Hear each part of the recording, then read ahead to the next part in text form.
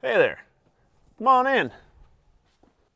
So you're wanting to learn more about compressed air and compressed air accessories, huh? Well, you've come to the right place. This video is a compilation of everything it took for me to transform my air compressor into a complete shop air system, ready for painting car parts and running air tools. Please keep in mind that the majority of this video was filmed with my phone about 3 months prior to buying all of this video equipment. So what are we going to go over in this video? Well, we're going to cover a couple key things. I'm going to give you an overview of my complete shop air system. I'm going to do a quick overview and review of the Maxline air system. And I'm going to show you the Milton V-Series quick couplers for your air tools and your air lines. So here we have my Quincy air compressor. This thing is a 5-horse, 60-gallon, 2-stage, puts out about 15.5 CFM, and it's good enough for doing my painting as well as running my air tools. So you may have seen my other video where I showed you how to wire in an automatic drain, and that's really what I was waiting on to finish this video. So this thing's working beautifully.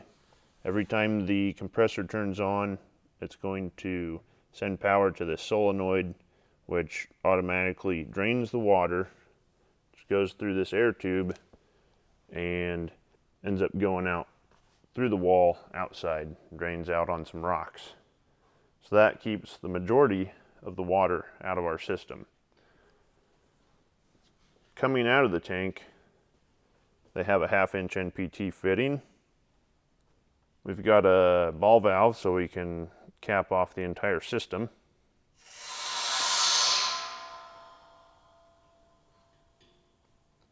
Coming off this 1/2-inch NPT, we went straight into a 3/4-inch NPT line.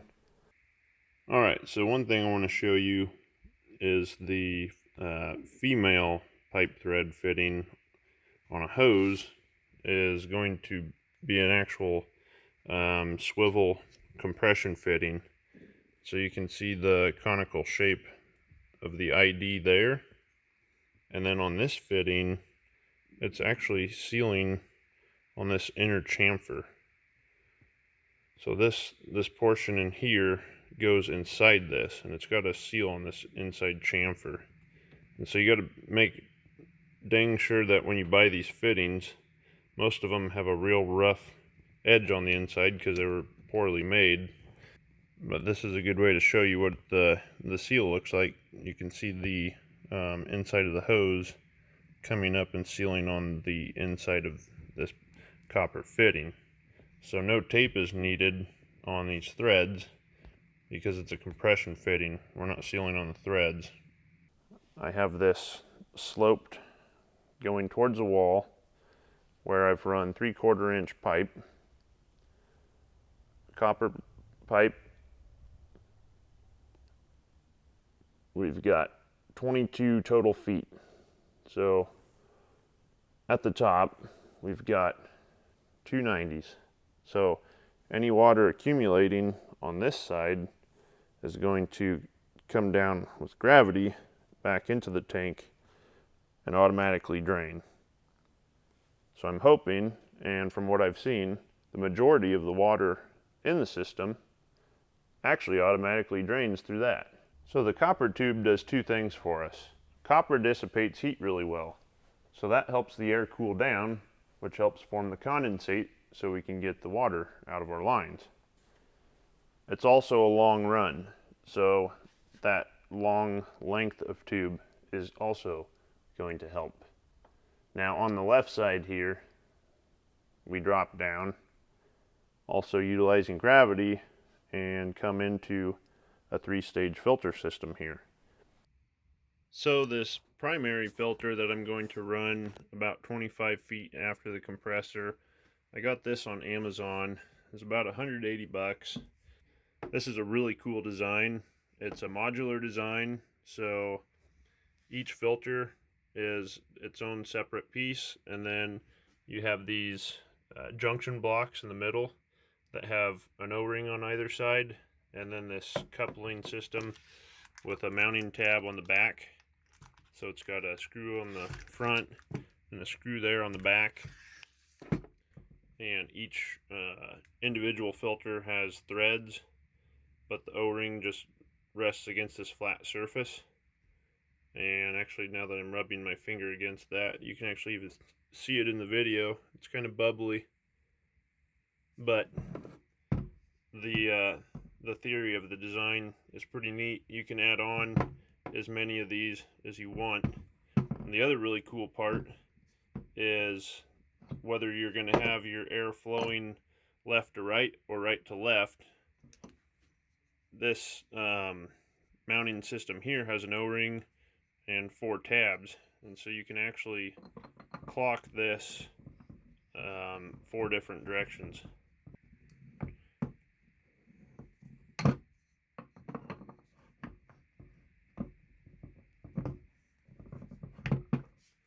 I went with the 3/4 inch ports in and out, and really if you wanted to change size, I guess you could mix and match these, you know, quarter, half, 3/8 and 3/4. I forget what sizes they all have, but you could mix and match them.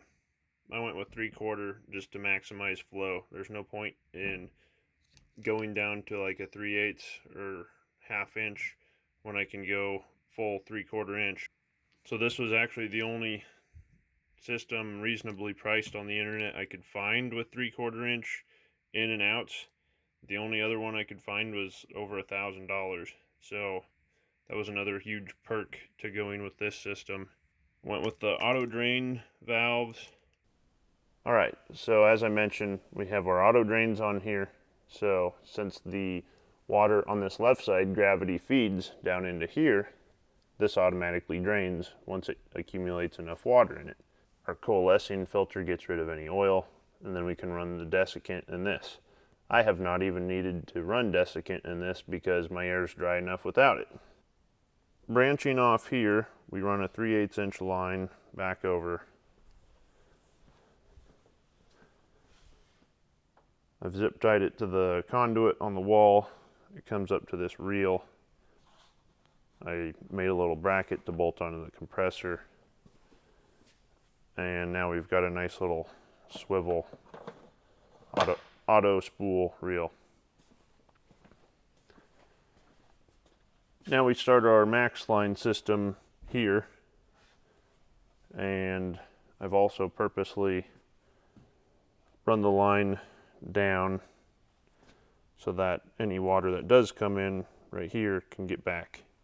But the majority of the water coming in here is going to slope this way down to our next station.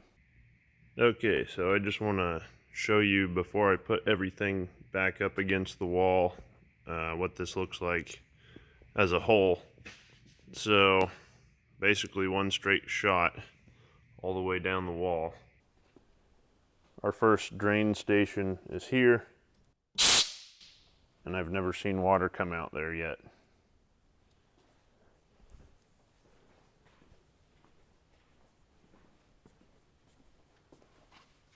Our next drain station is here, and if I don't see water at the first one, I probably won't see it at the second one. This is tied into our smoke eater. And lastly, we come down here to our next 4-stage dryer system and filtering system.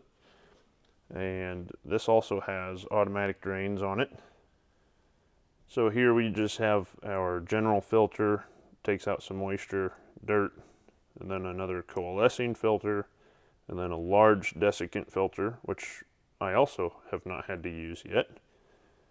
And then a regulator filter. And so the importance of this being after the desiccant filter is desiccant will release dust, which you obviously don't want going into your paint or your tools for that matter. So this will catch that dust, and then we can regulate our air pressure. I put a tri-splitter at the end, so one line is hard routed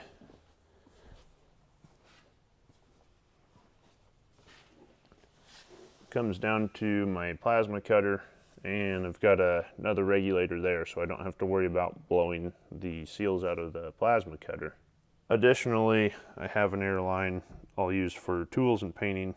And lastly, I installed a ball valve so that if I do have desiccant installed in this canister, I don't have to waste it on things like filling up tires. However, you can pour the desiccant onto a cookie sheet, throw it in the oven, and bake the moisture out of it and reuse it. So don't waste your money buying new desiccant when you can reuse what you already own. Now that you've seen my shop air system as a whole, I'd like to just give a brief overview of the Maxline air system that I used. So if you go on to Rapid Air's website for the Maxline air system, you can actually type in what you're trying to do, what your actual tools airflow requirement is, and how much airline you're going to have to get there, and it'll tell you the ID or the size of the airline that you're going to need to go from your compressor to the tool. And there's some assumption in there that you're going to have a standard 3/8 air hose connecting the air line, the hard air line, to your tool. So what my problem has been, aside from a heavy amount of moisture, is I was killing my CFM, or my flow rate, to my air tool, or my paint gun more specifically. And so I calculated I really only needed a 1/2 inch air line going from the compressor to my hose. But in the end, the 3/4 inch Maxline air system actually ended up being cheaper than the 1/2 inch system, just because of some holiday savings that I found on the internet. So I went with the 3/4 inch. That being said, the other benefit of going up a size is I get a little more volume capacity in my reservoir system. A 3/4 inch line times 100 feet is roughly 2 gallons of extra capacity. So this is 60 gallons. Now I really have over 62 gallons. So what I showed you in my system is actually only 50 feet. My plan eventually is to come in and tee in, go up to the ceiling, follow the roof line, and finally come back down onto my car lift post and have a nice little air reel mounted right here. As far as installation goes, make sure you measure 3 times and only cut once. This is all the waste I had from running all 50 feet of that initial line. Furthermore, make sure that you're getting quality NPT fittings, because this hose was destroyed due to a poor quality part that I got from the store Menards. I was actually able to get much higher quality NPT fittings from Ace Hardware. Speaking of leaks, this is a good opportunity to talk about my experiences with the different forms of sealing threaded NPT joints. And so one set of instructions said only use pipe dope, don't use any Teflon tape. The Maxline kit said give 2 wraps of Teflon tape, then top it with the pipe dope to lubricate it. Well, the Teflon is supposed to be the lubricant. So anyway, neither one of those really worked very well for me. What I had the best luck with, and what I saw the most positive reviews for online, were to get this yellow Teflon tape. It's used for like propane heater threaded joints. Instead of $1, it's like $2. There it says sealing tape for gas line. So anyway, it's a little bit thicker. It doesn't really stick. You have to push it down, and when you push it, it kind of goes from this light yellow color to a dark yellow, but it doesn't stick like the white tape. But everywhere I've had a leak, I've replaced the dope or the white tape with this yellow stuff. Knock on wood, I haven't had any issues with leaks whatsoever out of the yellow tape. This is what the airline comes in like in this big spool. It's pretty stiff stuff.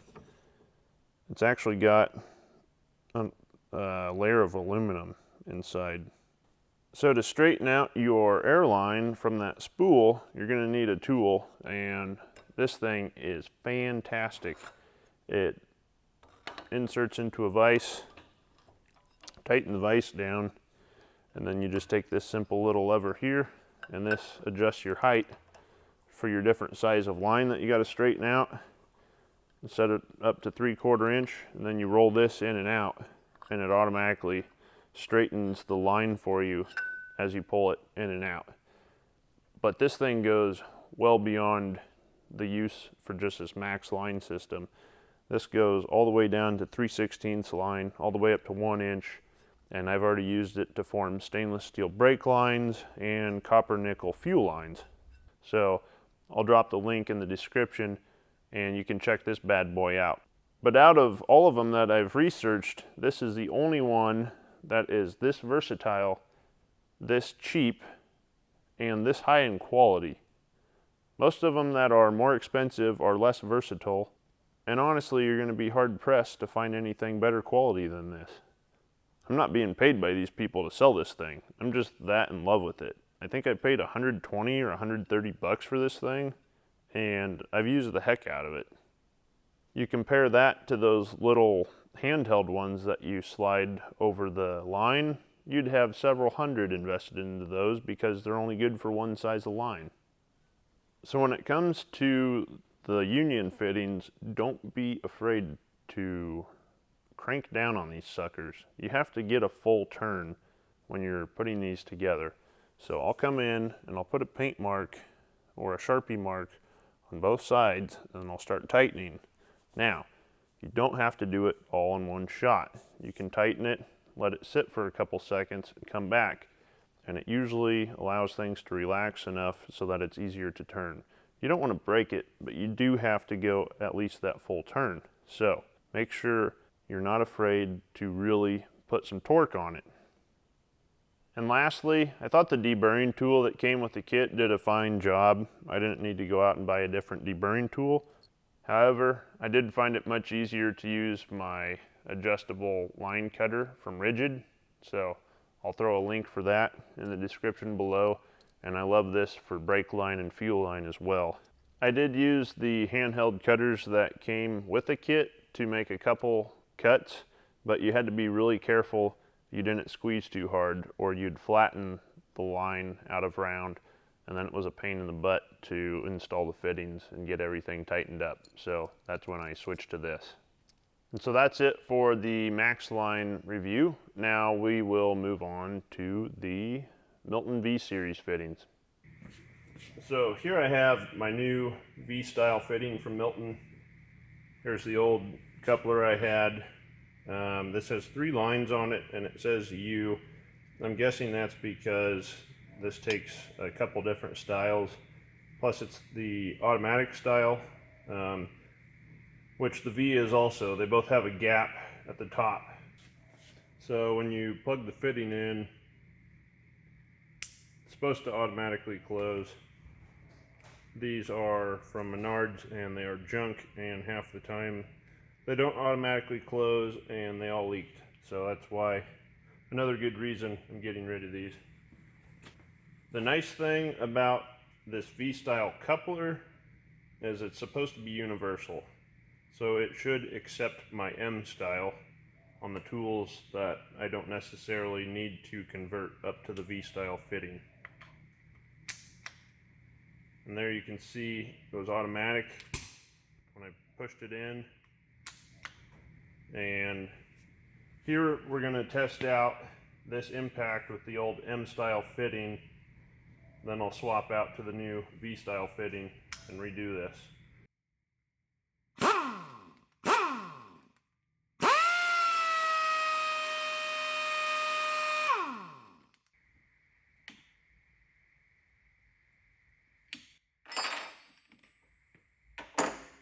So the moment of truth. And I do notice that these couplers are a lot smoother than my cheap Chinese Menards. Just putting it on, taking it off, feels great.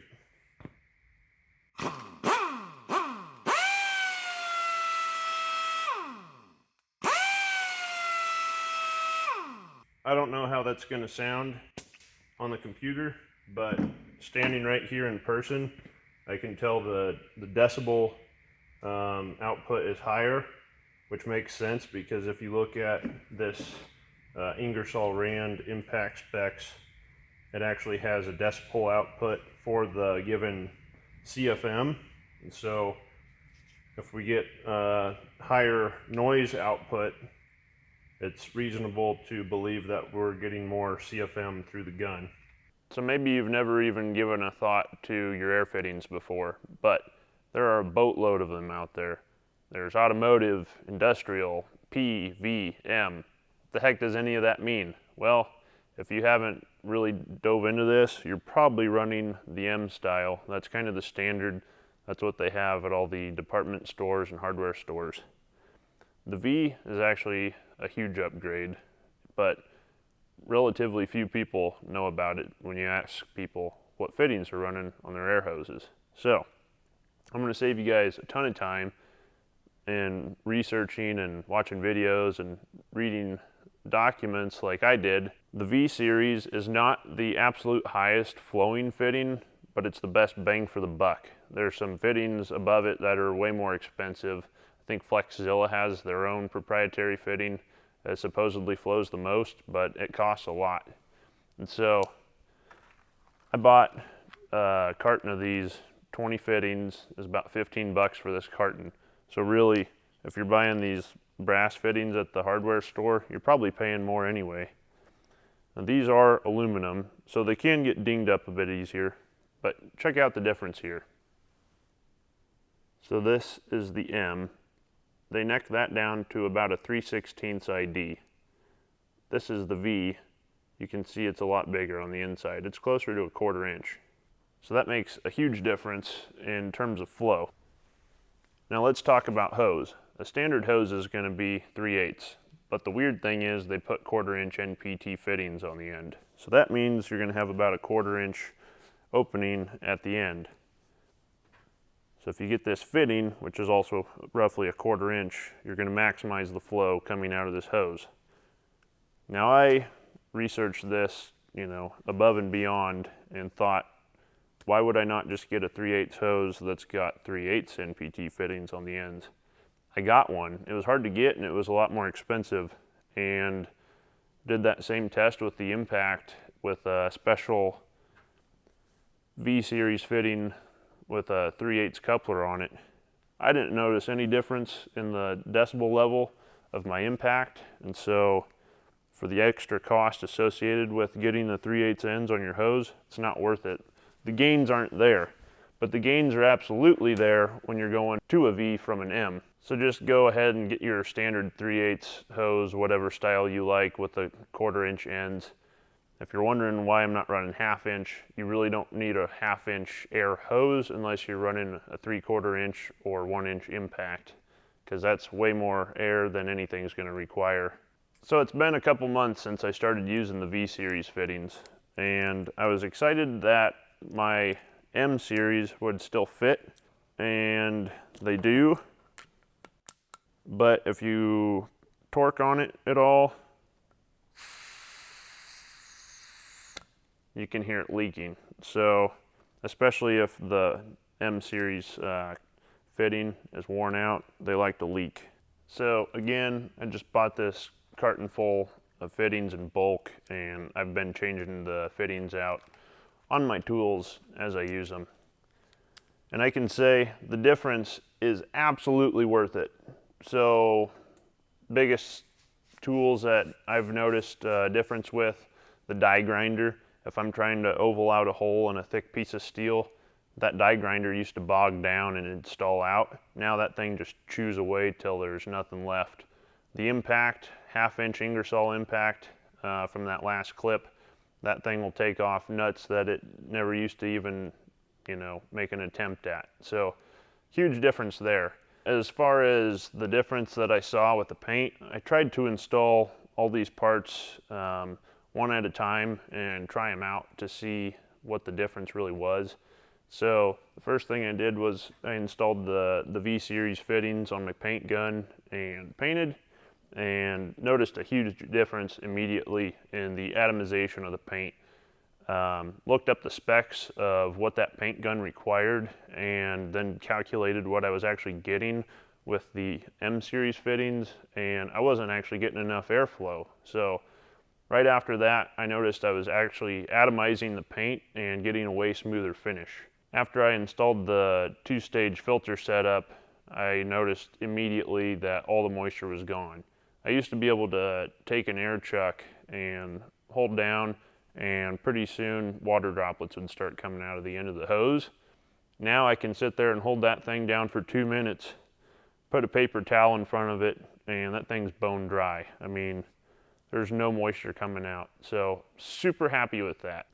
And to kind of summarize here, I was trying to do this whole project for under $1,000. That includes the Maxline system, the copper tubing, the couplers and fittings, the dryers and filters, and everything in between there, as well as the regulators. That doesn't include air hose or obviously air tools. With the automatic drain, I was over $1,000 by just a little bit. So what you can expect is this compressor is about $1,300, and then my 100-foot Maxline system with the two-stage filter setup is going to set you back just a hair under $2,500. Granted, you could leave out one of the filters. You probably don't need a two-stage setup like I do, so that could save you several $100 right there. But that's about what you're looking at if you want to get a nice quality system set up in your shop or garage to supply nice, clean, dry air to your tools, so you're not throwing tools away, wasting money there. I think this is a very safe investment. It's great for the long term, and it's going to save you money in broken and worn out tools down the road and absolutely pay for itself. So thanks once again for joining me for another informative video brought to you by Doomsday Diesel. I hope this answers the bulk of your questions and helps you design your shop air system. We'll see you in our next one.